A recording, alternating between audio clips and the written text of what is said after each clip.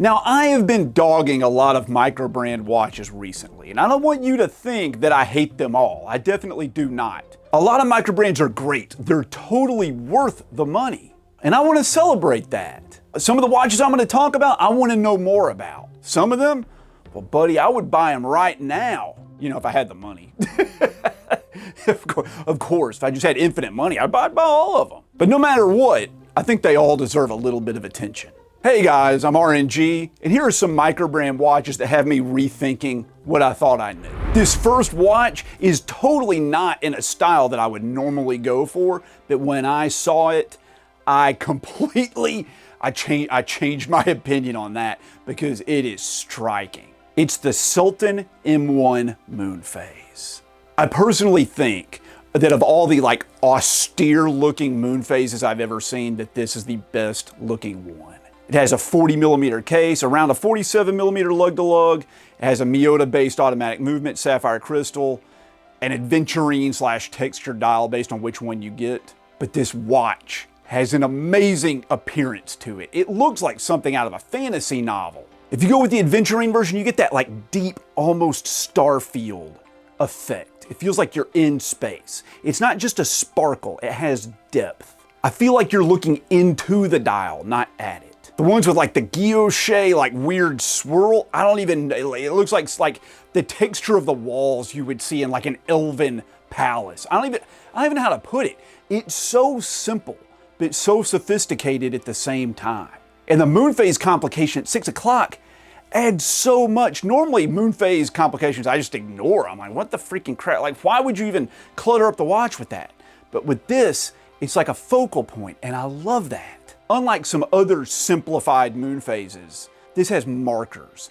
They're clean around the outer bezel of the watch. It gives it a very dressy but modern feel that almost feels a little casual. I don't know how they did it, that it's dressy, modern, and casual, but they walked a fine line and they achieved it. The hands are thin enough not to clutter the dial, which is important because even though there's not much on this watch, there's a lot going on visually. So why don't people talk about this watch more? Why have I not really heard much about it other than on Reddit posts? I probably shouldn't be on Reddit, but I mean, that's where I saw it. That's where I learned about it. It's because Selten sits in that awkward space where it's not like a big name Microbrand, but it's not like an independent watch manufacturer either.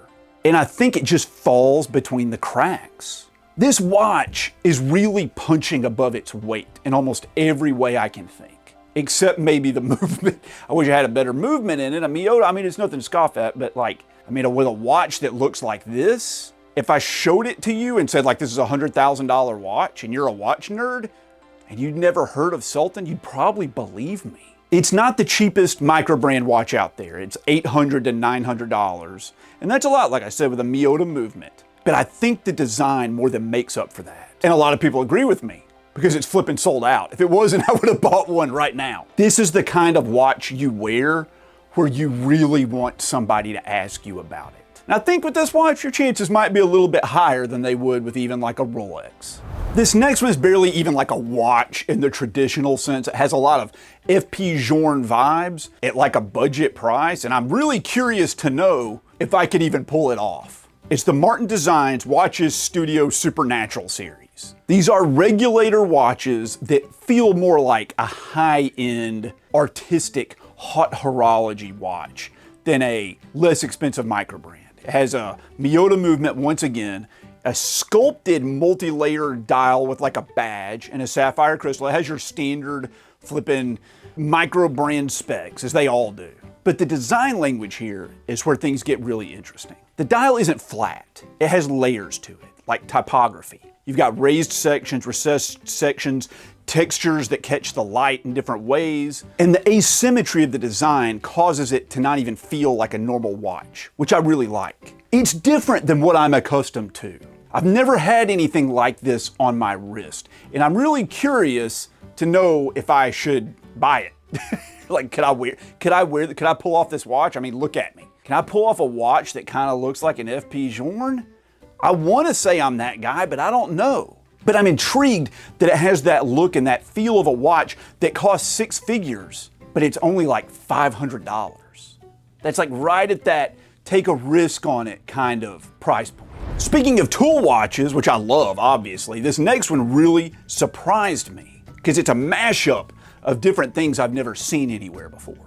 It's the Boldr Enigmath. Boldr is known for their rugged tool watches, and when they dropped this, it felt like it came from like a totally different brand. It was almost like a collaboration between two different micro brands, but it's not. It's all Boldr's concept. Now, I've had a fascination with slide rule watches for a little while now, and I even did a video where I explained the different things you can do with the slide rule bezel. And this one was on my short list to buy when I was preparing to buy a watch to make that video. Now, I'm a scientist and I love weird nerdy crap like slide rules, but I also grew up like out in Alabama in the country, and I like rugged field watches and things that can take a beating and that sort of stuff. And there's not many things in my life where those two things intersect, but this watch is definitely one of them. It has a 41mm case, which is right at the upper limit of what I can handle. Once again, we have a Miyota automatic movement, sapphire crystal, and freaking 200 meters of water resistance.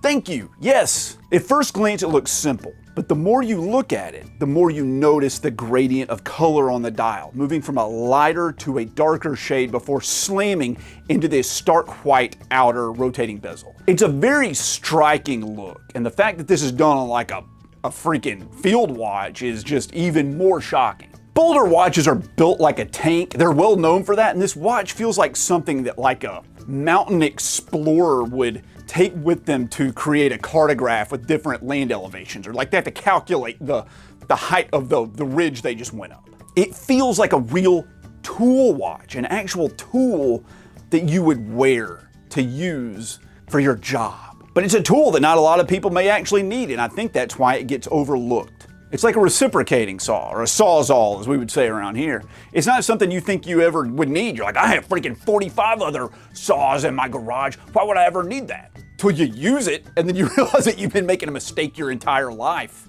You feel like you've been at a disadvantage for the last freaking 20 years, and you could have saved like hours and hours and hours of labor if you had just broken down and bought that one tool you needed. You're ashamed at your lack of insight and your stubbornness. I always respect a tool that makes me feel that way. And the Boldr Enigmath kind of makes me feel that way for a tool watch. And at 600 bucks, how can you go wrong? Now here's where we go into the fully like watches as art category, and also into the, can RNG pull this watch off? And the answer is probably no, but he really wants to. It's the Leudus Norcas watch. Well, I don't even know what the reference number is. It's not even out yet, as far as I know, or if it is, not many people have it. Now this is like a small micro independent watchmaker. Liudas Norkus is not trying to compete with mainstream brands. I can't even find his website. I don't even know if he has one. But he's done something incredible with this watch. He's taken a simple off-the-shelf movement and custom modified it and decorated it to create a watch that looks like it costs 10, maybe even 100 times the price. It's doing something really different. Small batch production, regulator style layouts, highly artistic, unconventional dials, handmade elements. He's even exposing the barrel so that the spring inside can be viewed and act as a power reserve indicator. The design and the artistic presence of this is explicitly unconventional. It fits in with a lot of the most hot horology pieces you'd find with from the biggest independent brands in the world. However, this isn't an in-house movement. It's a modified Seagull movement, an ST3600. Obviously, that movement isn't going to compete with a $400,000 independent watch. There's no way it could. This is a Chinese movement made for mass production as cheaply as possible to be sold to other companies to use. It's not going to be able to compete. It's just not. But it's trying to.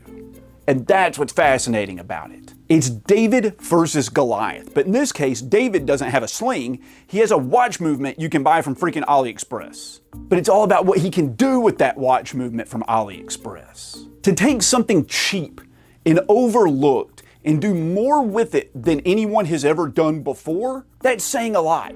Now, I don't own an automatic GMT watch. I don't know how I've managed to not get one. I really want one. I want a freaking Pepsi GMT Master too. Who doesn't? But you know what is in second place for the automatic GMT that I want the most? It's the Serica Travel Chronometer GMT. Serica knows how to make a good looking freaking watch. Now, I know they've had some issues in the past with some quality control, but as far as I know, those have all been resolved. And I was waiting for them to be resolved before I took the plunge on buying one of these because they're not exactly cheap for a Microbrand. You have a 39mm case, a Soprod Swiss movement, 200 meters of water resistance, thank you again. And the design on this is so restrained, but it's restrained in a way that makes it feel bold to me. There's no logo on the dial. You only have the name Serica down by the 6 o'clock mark, and it just has this minimalist aesthetic. It looks almost German with how austere it is, but it's very, very French. I mean, clearly it's a French design. It's clean and almost vintage inspired, but not in a way that feels forced. The GMT hand is subtle. It's just a lollipop hand. And it doesn't dominate the dial, which you see in so many other GMT watches. They really want that extra hand to pop out and grab your attention. Not here. Yes, tracking the other time zone is important, but it's secondary to looking cool while doing it. The bezel is very attractive to me, the most attractive part of the watch, with the anti-meridium and the post-meridium and like actual numbers on it, which stands in contrast to the dial, which just has simple geometric designs. The bezel is busy, the dial is simple. And then there's the bracelet. Serica has this mesh style bracelet that adds a ton of character without feeling flashy. It also has that, once again, vintage style without feeling forced. The best way I can describe this watch is that it just feels like confident. Like it comes into the room and it's like, I know what I'm doing and I nailed it. like that hot girl that you hit on too many times and she just had no interest in you. She just always looked good. This watch, all the Serica watches I've seen just always look good. It's not trying to impress you. It just can't help but impress you. It's a GMT that looks like every other GMT, except you can tell that they meticulously ruminated on every single thing, like that 0.278 millimeter wide lip around the hour markers. It had to be just that. My God, it even has a watermark. Right? Yeah, it's $2,500, but I think it's freaking $2,500 well spent. No intro to this next freaking watch, let's just talk about it. It's the Venezianico Redentore Utopia 2. What the hell did you just say? Now this is the fancy ass new Venezianico that seems to be their first big step up into luxury watch territory. It's freaking $5,500, which is almost 10 times more expensive than a lot of their other watches. It apparently has an in-house movement or something like an in-house, maybe it's made by like another place close by in Italy. It's an in-house movement, okay, allegedly, with Venezianico's history. I'll take that with a grain of salt, but it does look nice. A 48mm case, sapphire crystal, slim, elegant profile. The dial's where it stands out. It's a guilloche hand engraved on an 1850 Rose engine by master Riccardo Renzetti. They put a lot of effort into describing that dial. I pulled it directly from their website, and that's not without merit because this watch is all dial. I mean, all dial. That's it. Yeah, you can flip it over and look at the movement, but buddy, when you see that dial, you're not going to be thinking of flipping the watch over right away. The case design, I mean, it's slim, it's clean, it's well proportioned, it has nice looking lugs, but you're not going to notice that because dial. It's bold. It's a very bold looking watch, but it's not like experimental at all. It's just like guilloche's good. More is better. Like just more guilloche. Can we put like more guilloche? Like if they could do guilloche on the freaking like case, they probably would. As a matter of fact, doesn't Venezianico do like filigree cases? Yeah, they took that and they just took all those lines and they just shoved it right on a dial. And I love that. I feel like you're making a statement with this watch. And that statement is, hey guys, come over. Like, hey, no, right now, stop what you're doing. This is important. No, this is more important. I need you to come over here and look at the guilloche hand engraved on an 1850 Rose engine by master Riccardo Renzetti dial, okay? I need you to do that right now, all right? The patient can stitch themselves up later. That's what this watch says to me. And I kind of want it, not for $5,500, but like, I mean, maybe it's worth that. I don't know. We'll wait and see when it comes out. Off the last one, let's just go off the freaking rails. Let's just go off of it. Let's just throw caution to the wind and get wild.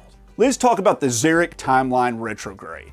It's one of those watches that makes people go, I have no freaking idea how to read this. And I need that in my life. I need people to be confused by what I'm wearing. But for like $1,200, is it worth it for like a joke that nobody's gonna get? Maybe. Nothing else in this hobby makes any sense. Might as well just go into the deep end, right? The specs on this watch are weird. It has a retrograde hour and minute display. It has an automatic movement of some kind. Sapphire crystal, highly unconventional dial layout. Like all the stuff that you would not expect to see mixed with the things you would expect to see. The design is centered around this retrograde movement, which means instead of moving in a circle, the hands move like in an arc and then snap back, combined with like a jump hour sort of thing that shows the hour. But that snapback, man, that's what it's all about. It's all about that snapback, seeing that. You wait a whole hour for it, and then when it clicks, it's like a 1/10 of a second of just pure joy. Visually, the dial is layered in a way that emphasizes those arcs guiding your eyes along the path of the hands. It's very beautiful. They did a good job with it. It's dynamic, it feels alive. Alive the way a bathroom scale from the 1950s feels alive. But it's also confusing. It's weird, it's uncomfortable, it makes you think, and I think that's why people dismiss it. What's special about this watch and a lot of Xeric's watches is that it turns telling time into something more interactive. And that's a overly elegant way of saying like hard. It makes it hard to tell the time, but it's a fun task doing it. You're not just checking the time, you're engaging with it. And in a world where most watches are pretty predictable, that's actually pretty refreshing. Well guys, I hope you enjoyed this. I hope you liked the video. This is a lot of fun. I always look forward to making these, and I'll catch you in the next one.